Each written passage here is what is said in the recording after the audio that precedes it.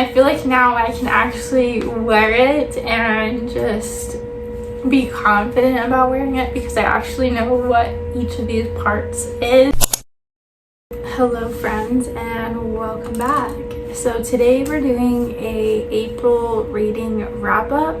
So grab your coffees because I read 8 books and we're going to talk about all of them. I needed that. So physically I read 3 books, which you all saw in different videos. So let's talk about the first 2 that I read kind of at the same time because it was my video of, which I'll put right here, of reading my highest and lowest rated books on my TBR. So we had Before I Let Go by Kennedy Ryan and 19 Closet and Blackbird by Augustina Bazterrica. We'll start with this one because honestly I was disappointed. I was really disappointed. I loved Tender is the Flesh and I thought that this book was going to give me the same vibes. It did not. This comprised of multiple short stories that honestly just were not scary to me at all. There was one story that I found absolutely disgusting because of the subject matter that it was talking about. Other than that, I was honestly bored. And I gave this book 2 stars. And then I read Before I Let Go by before that book. And oh my gosh, I love Kennedy Ryan's writing. I love her characters. I love the story so much. It's such a beautiful story about growth and grief. It does talk about loss of a loved one as well as a stillbirth and thoughts of suicide. So if that is triggering to you guys, I would possibly skip this one. Something about her writing is so magical and beautiful, and her characters feel real. Like these are real people with real life issues, and I'm so excited to read the second book. And I honestly, if you guys are okay with those triggers, let me see what else we have. So stillbirth, loss of a loved one, past/off page, discussion of complicated grief. Once again, grief, everybody views grief differently. There's not one way to grieve. I just want to say that before you guys read this book and get upset with how these characters are grieving.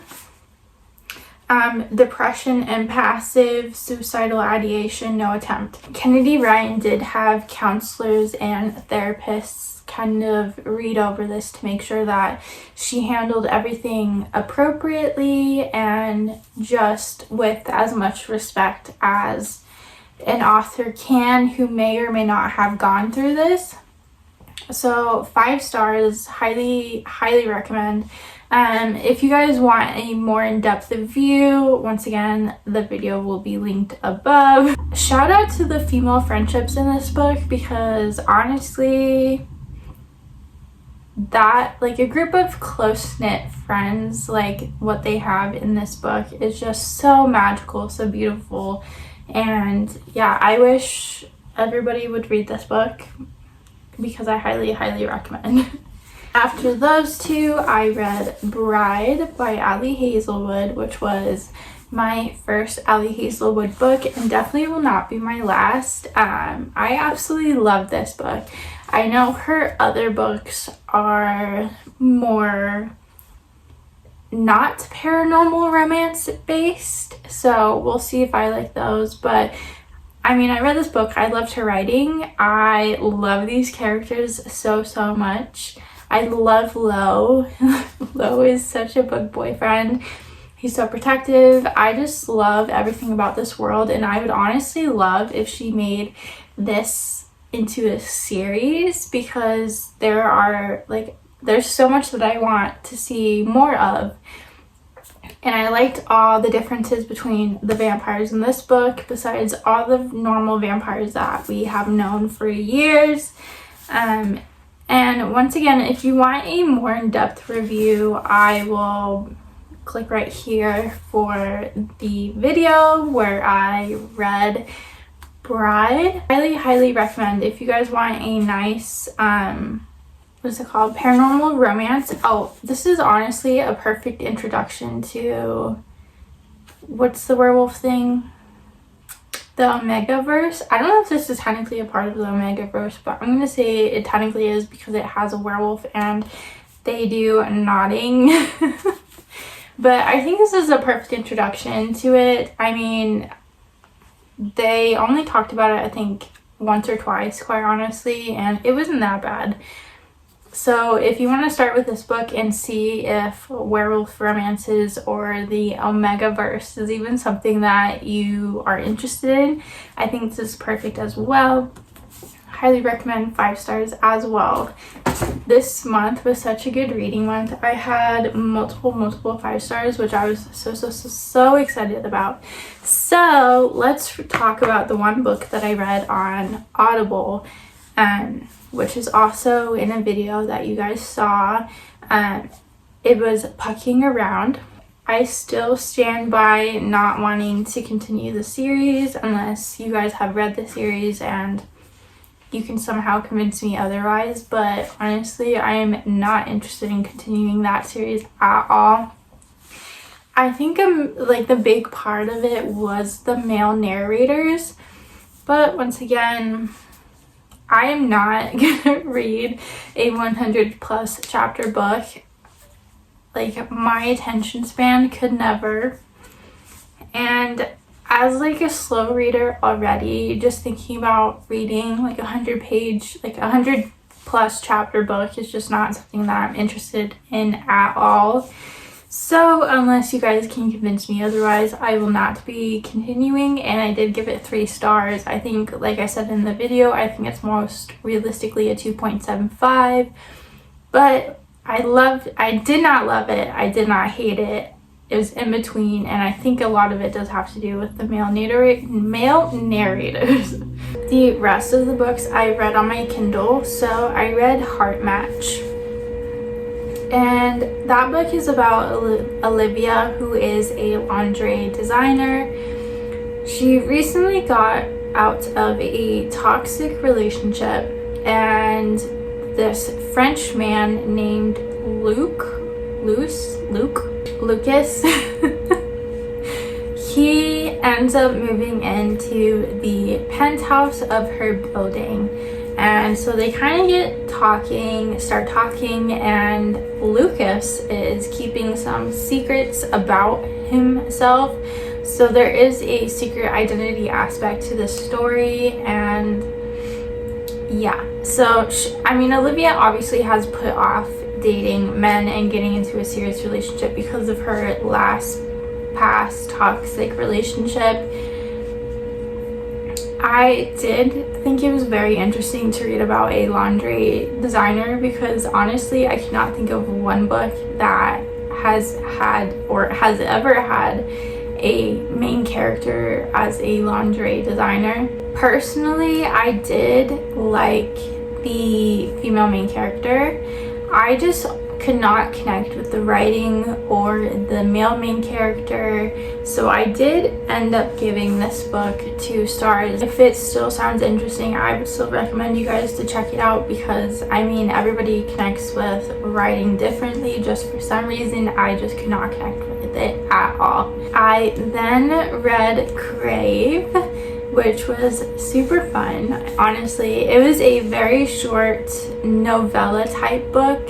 It's the first in its series, but it's kind of like the author was trying to kind of introduce you guys to the characters and their story before the next book comes out, which is going to be longer. So in this book, you have Tate and Waylon. So Waylon is our grumpy single dad to 2 girls, and Tate, she works at a tattoo shop, but her family, I think, runs her family runs like a bakery because she has her stepmom is the head bakery lady. I can't think of it right now, but so they Waylon kind of stumbles in to Tate one day when he's all like black eye and, you know, needing help kind of situation. So it's kind of like a friends to lovers first, because Tate has sworn off bikers because her last boyfriend, horrible person, was a biker in a motorcycle club. So since that interaction, or since that last relationship, she kind of has sworn them off. And she did have like a little bet, I guess you could say, that she was not gonna kiss anyone.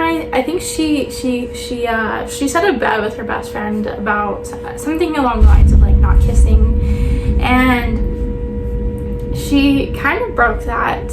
I think it was a month, or not even a month maybe, with Waylon, and this book was so fun. It is such a quick read. There was a moment where Tate and Waylon took his daughters to the store to go shopping for clothes, and honestly, anybody that has gone shopping with their dad can definitely relate to that scene, because it was so funny and it brought back so many memories, because Waylon was such a dad in that scene. Like, he was like, there's no way you're wearing that, like that type of situation. So it was fun. I'm very excited to read the second book, because this book, there wasn't any spice.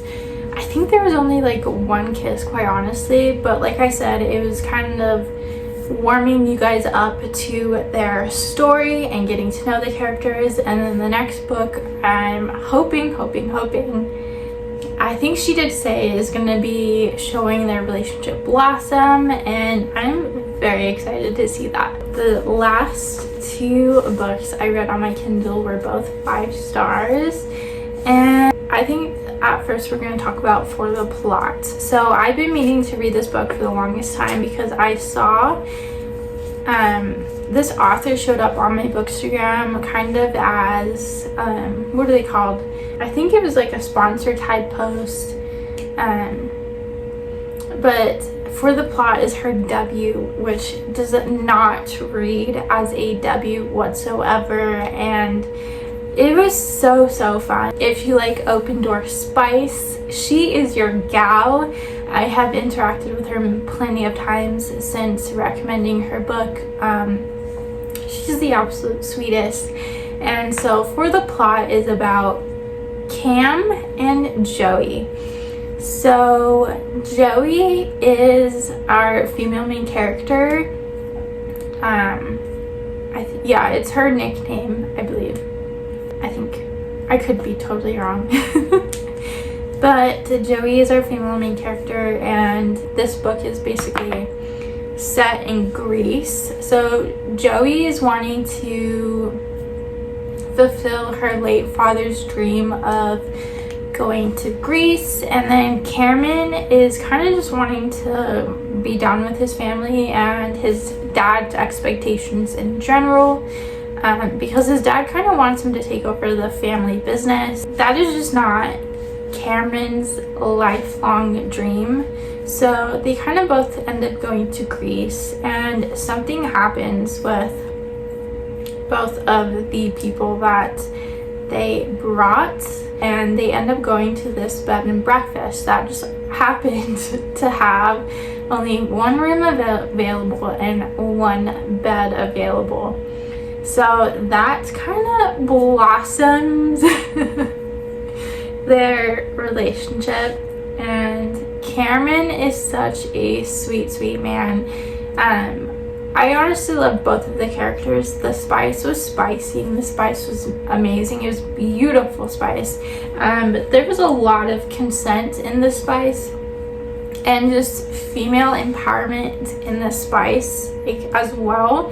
So it was more focused of like on her instead of like, hey, is this good for you, you know? There is a moment where it's a good boy instead of the typical good girl, which was actually so fun to read, and I just cannot recommend this book enough. And it is going to be a series, and the next book is based on the side characters that you meet, and it is going to have a bisexual representation, which I am so excited to see. Katie Van Brunt, she's such a fun author, and I am so excited to see what else she has in store for us, not only for this series but all her future books in general. And she actually wrote a piece of herself into that book. I gave it 5 stars. I highly recommend. It is on Kindle Unlimited, so if you guys don't want to commit to the physical book first, then I would highly recommend to pick it up on KU. The last book that I read is based off of my sweater, and I feel like now I can actually wear it and just be confident about wearing it because I actually know what each of these parts is, and it's Out on a Limb. This book felt like a nice warm hug. It was so sweet. It is accidental pregnancy, but I do believe that anybody who is not a big fan of that trope would enjoy this book. It is honestly accidental pregnancy done well. Even though I do like that trope, I do think that sometimes it just has to be done well. Like, you can't just be like, whoops, you know what I mean? So I think she did do it perfectly. It is more so friends to lovers, which is nice because usually in accidental pregnancy tropes, they kind of immediately want to like get married as soon as they find out that they're pregnant for the sake of the child, which is not a good plan, but that did not happen here. And honestly, both of our characters are the sweetest. That's all I can say. They are so sweet. I literally forgot their names. I'm terrible with names, but he is the absolute sweetest. He literally will do anything for her. Some of the things that he does and says, it was so sweet. That's all I can say. It's so sweet. A nice warm hug. If you need a quote, it says, like, my shirt's perfect. It says, "You are my soul's purpose," with like little things from what he has collected. Another reason for you guys to read, because he collected a bunch of things for the sake of their baby. He was so sweet. So sweet. Such a good book boyfriend. I mean, there was spice, and yes, the spice was good, but I think honestly I would have been perfectly fine if there was no spice. I just think that the way that their relationship blossomed, and just like how everything unfolded, and how even though this was an accidental pregnancy and definitely not something that they were expecting after their little hookup at a Halloween party, but just the way that they both grew together as people and parents, and how he always took care of her and prioritized her needs. It was so cute. And yeah, I'm so excited for the new cover to come out so I can add a little book trophy to my shelf. Those were all the books that I read in April, and I'm hoping that May is a good reading month as well. What were your guys' favorite reads in April? And if you guys have read any of these books or are planning to read these books, let me know so I can, I don't know, like, it just makes me happy when you guys tell me that you guys are adding a book to your TBR, or you guys are reading like a book because of my recommendations. It just makes me smile. It just makes me happy. But yeah, if you liked this video, please like if you want to subscribe if you want to. And yeah, I will see you guys later on this week. I love you. Bye.